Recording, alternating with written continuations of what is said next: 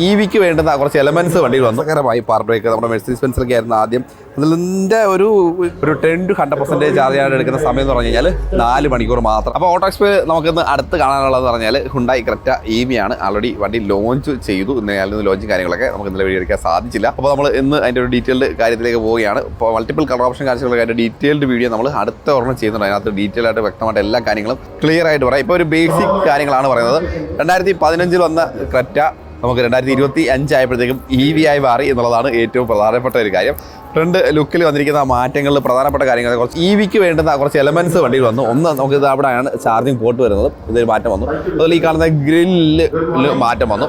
ഈ ഗ്രില്ല് അടഞ്ഞിരിക്കുകയാണെങ്കിൽ ഇത് ഓപ്പൺ ആവും. എപ്പോഴാണെന്ന് വെച്ചാൽ വെഹിക്കിളിന് കൂളിംഗ് ആവശ്യമുള്ള സമയത്ത് ഓപ്പൺ ആയിട്ട് ഈ ഒരു ഓപ്പൺ ആവുന്ന ഒരു എയർ ഫ്ലാപ്പാണ് ഈ കൊടുത്തിരിക്കുന്നത്. ആക്റ്റീവ് എയർ ഫ്ലാപ്പാണ്. ഇത് റഡാറിൻ്റെ അഡാസിൻ്റെ 2 ഫംഗ്ഷൻ്റെ ഭാഗമായിട്ടുള്ള റഡാറാണ് ഈ കാണുന്നത്. അതുപോലെ ക്യാമറ യൂണിറ്റ് നമുക്ക് ഫ്രണ്ടിൽ കാണാം. DRL കണക്റ്റഡ് ടെയിൽ ലാമ്പ് എന്നുള്ള ഒരു DRL കാണാം. ഹെഡ് ലാമ്പ് താഴെ കൊടുത്തിട്ടുണ്ട്. Head lamp plus fog lamp ആ ഒരു മിക്സ് ആയിട്ടാണ് കൊടുത്തത്. അല്ല സെപ്പറേറ്റ് ഫോഗ് ലാമ്പ് കാര്യങ്ങൾ നമുക്ക് ഫ്രണ്ടിൽ കാണാനില്ല. ഇനി വണ്ടിയുടെ സ്പെക്കിലേക്ക് വരികയാണെങ്കിൽ 2 ഓപ്ഷൻ വരുന്നുണ്ട്. 42 കിലോവാട്ട് ബാറ്ററിയും അതുപോലെ 51.4 കിലോവാട്ട് ബാറ്ററി 2 ഓപ്ഷനാണ് വരുന്നത്. 42 കിലോവാട്ട് ബാറ്ററി ഓപ്ഷൻ വരുമ്പോഴത്തേക്കാണ് പ്രൈസ് കുറഞ്ഞത്. 18 ലക്ഷം രൂപയുടെ പ്രൈസാണ് അതിനകത്ത് വരുന്നത്. ഈ ടോപ്പിൻ്റെ വരുമ്പോഴത്തേക്ക് 20 ലക്ഷം രൂപയ്ക്ക് മേളിൽ പോകും. അത് ഈ ഒരു ലോങ് റേഞ്ചിൽ വരുമ്പോഴത്തേക്ക്. അതുപോലെ ഈ 42 കിലോവാട്ടിൻ്റെ ഏറ്റവും ടോപ്പ് പ്രൈസ് വരുന്നത് 20 ലക്ഷം രൂപയാണ് എക്സ് ഷോറൂം പ്രൈസ്. അത് ഇൻഡയറക്ട്ലി പ്രൈസ് ആണ്. അത് ചേഞ്ച് ആവാനുള്ള സാധ്യത എപ്പോൾ വേണമെങ്കിലും ഉണ്ട് എന്ന് തന്നെ പറയാം. അതുപോലെ 135 PS പവറും 126 PS പവറാണ്. ലോങ് റേഞ്ച് 171 PS പവറാണ്. ലോങ് റേഞ്ചും നോർമൽ റേഞ്ചും തമ്മിലുള്ള വ്യത്യാസം. അതുപോലെ ബാറ്ററി വരുമ്പോഴത്തേക്ക് 42 കിലോവാട്ട് 51.4 കിലോവാട്ട്. അത് ലോങ് റേഞ്ച് ഷോർട്ട് റേഞ്ച് തമ്മിലുള്ള വ്യത്യാസമാണ്. അതുപോലെ 390 കിലോമീറ്ററാണ് അതിൻ്റെ റേഞ്ച് വരുന്നതെങ്കിൽ ടോപ്പ് എൻഡ് വരുമ്പോഴത്തേക്ക് 473 കിലോമീറ്ററാണ് റേഞ്ച് വരുന്നത്.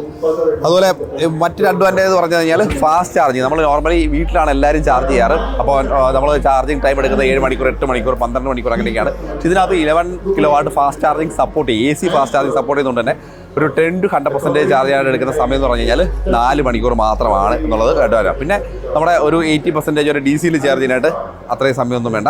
വളരെ 58 മിനിറ്റ് ഇതാണ്ടായി കാണിച്ചത്.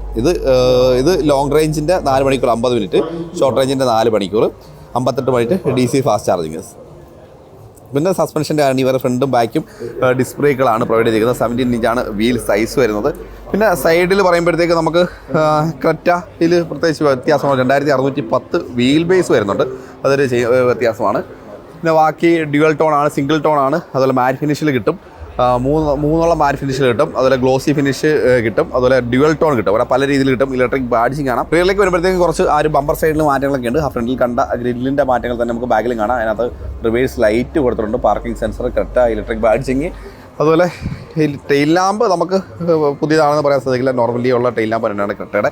ക്രെറ്റയിൽ ഡിസൈൻ ചേഞ്ച് കൊണ്ടുവരേണ്ട കാര്യമില്ല. കാരണം അത്രത്തോളം ഡിമാൻഡ് ഉള്ള ഒരു വെഹിക്കിളാണ്, ഡിമാൻഡിങ് വെഹിക്കിളാണ്. അതിനകത്ത് അത്രത്തോളം മാറ്റങ്ങളുടെ യാതൊരു ആവശ്യമില്ല. നമ്മൾ പറയാൻ വിട്ടു കഴിഞ്ഞാൽ ബൂട്ട് വരുമ്പോഴത്തേക്ക് 433 ലിറ്ററോളം വരുന്നുണ്ട്.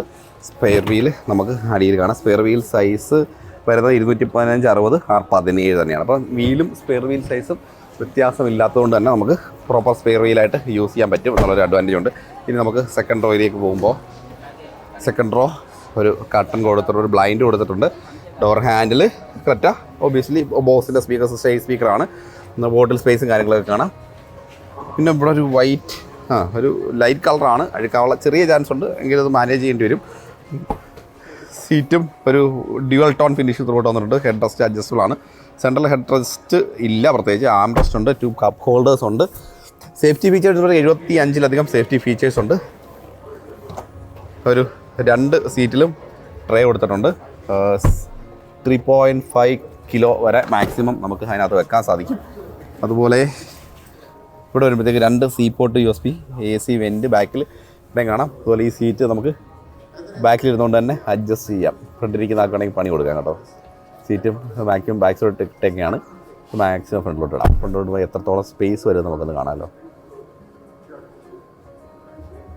അയ്യോ, ഇത്രയും ഫ്രണ്ടിൽ പോകും കേട്ടോ. ഫുള്ളി ഫ്രണ്ടിലോട്ട് പോകുമ്പോഴത്തേക്ക് ഇത്രത്തോളം സ്പേസ് നമുക്ക് ബാക്കിൽ കിട്ടും. അതാണ് ഫ്രണ്ടിലെ കാര്യങ്ങൾ. ഫ്രണ്ടിൽ ഡാഷ്ബോർഡൊക്കെ അടിപൊളിയാണ്. ആ ഫ്ലാറ്റ് പാറ്റേൺ തന്നെ കൊണ്ടുവന്നിട്ടുണ്ട്. നേരത്തെ കറക്റ്റുള്ള ആ പാറ്റേൺ തന്നെ 12.3 ഇഞ്ച് വരുന്ന സ്ക്രീൻസും കാര്യങ്ങളൊക്കെ ഡ്യുവൽ സ്ക്രീൻ കൊടുത്തിട്ടുണ്ട്. സ്റ്റിയറിംഗിൽ വ്യത്യാസമുണ്ട്. ഒരു ഫ്യൂച്ചറിസ്റ്റ് സ്ക്രീൻ, ഒരു EV സ്ക്രീൻ എന്ന് തന്നെ വേണമെങ്കിൽ പറയാം. അതുപോലെ നമുക്ക് സെൻട്രൽ കൺസോളിലേക്ക് വരുമ്പോഴത്തേക്ക് ഒരു EV സ്ക്രീൻ എന്ന് പറയാം. അതുപോലെ സെൻട്രൽ കൺസോളിലേക്ക് വരുമ്പോഴത്തേക്ക് നമ്മുടെ AC ആയിട്ട് ബന്ധപ്പെട്ട കൺട്രോൾ, ഇൻഫോർടൈൻമെൻറ്റ് സിസ്റ്റത്തിൻ്റെ ബേസിക് കൺട്രോൾസും കാര്യങ്ങളും ഇവിടെ കൊടുത്തിട്ടുണ്ട്. 12 volt charging socket, A port, USB AC, അതുപോലെ induction charger, drive mode select ഇവിടെയാണ് വരുന്നത്. പാർക്ക് ബോക്ക്, auto hold, 360 camera, seat ventilation ഇവിടെ കൊടുത്തിട്ടുണ്ട്. ആംറസ്റ്റ്, അതിനടിയിൽ സ്റ്റോറേജും ഉണ്ട്. ഇനി നമ്മൾ ഫ്രണ്ട് റോയിലേക്ക് വരുമ്പോഴത്തേക്കും ആ ഒരു ഡോർ സ്ട്രക്ചർ അടിപൊളി തന്നെയാണ്. നേരത്തെ ഉണ്ടായിരുന്ന സ്ട്രക്ചർ തന്നെ. സീറ്റിൻ്റെ മെമ്മറി ഫംഗ്ഷൻ ഇവിടെ വന്നിട്ടുണ്ട്. Power window control, door lock, door handle, boss speakers. Seat electrically adjust ചെയ്യാം. 8 വേ ആണ്. ക്രെറ്റ ഇലക്ട്രിക് എന്ന് പറഞ്ഞാൽ ബാഡ്ജിങ് കൊടുത്തത്, അത് രസമുണ്ട് കേട്ടോ. അത് അടിപൊളിയായിട്ടുണ്ട്. അവിടെയും കാണാം ആ ഒരു ബാഡ്ജിങ്. ബാക്കിൽ ആ ഒരു ബാഡ്ജിങ് കൊടുത്തിട്ടില്ല. ഇവിടെ ആംബിയൻ ലൈറ്റിംഗ് ഉണ്ട്. ആംബിയൻ ലൈറ്റിംഗ് ഈ ഒരു ഭാഗത്തെ പ്ലേസ്മെൻ്റ് ഒക്കെ വളരെ അടിപൊളി കേട്ടോ. നല്ല രസമുണ്ട് കാണാൻ. ഇനി ഇവിടെ ഒരു സ്റ്റോറേജ് സ്പേസ് കുറേ ഈ മിക്കവാറും എല്ലാ ഈ ബ്രാൻഡ്സിൻ്റെ EVകളിലും ഇതിലുള്ള സ്റ്റോറേജ് സ്പേസൊക്കെ കൊടുക്കുന്നുണ്ട്. പിന്നെ ഇത് അടിപൊളിയാണ് കേട്ടോ. ഇത് വളരെ രസകരമായി പാർക്ക് ബ്രേക്ക് നമ്മുടെ മെഴ്സീഡീസ് ബെൻസിലൊക്കെ ആയിരുന്നു ആദ്യം. അതിൻ്റെ ഒരു പാറ്റേൺ ഉൾക്കൊണ്ടുകൊണ്ടാവാം മേ ബി ഇതിൽ തന്നെ കൊടുത്തിരിക്കുന്നത്. അത്യാവശ്യം വലിപ്പം കൊടുത്തിട്ടുണ്ട്. ഞാൻ ഡിസ്പ്ലേ അറിയാനായിട്ട് ഇവിടെ ഡിസ്പ്ലേ പോലെ ഒരു യൂണിറ്റ് കൊടുത്തിട്ടുണ്ട്. Hill decent, start stop, traction control, parking sensor of, fuse, ഇവിടെ സ്പീക്കർ ഉണ്ട് കേട്ടോ. കൊള്ളാം. 12.25 ഇഞ്ചിൻ്റെ സ്ക്രീൻസാണ് വരുന്നത്. ക്ലസ്റ്റർ, അതുപോലെ ഇൻഫോർടൈൻമെൻറ്റ് സിസ്റ്റം രണ്ടും നമുക്ക് കാണാം. അതുപോലെ നമുക്ക് rear view camera, SOS, blue link, ഇതെല്ലാം നോർമലി ഉള്ള കണക്ടിവിറ്റി ഫീച്ചേഴ്സ് 75+ കണക്ടിവിറ്റി ഫീച്ചേഴ്സ് ഉണ്ട്. സൺഗ്ലാസ് ഹോൾഡർ, നമ്മുടെ സൺറൂഫ്, പനോറാമിക് സൺറൂഫാണ്, ബിഗ് ആയിട്ടുള്ള സൺറൂഫാണ്.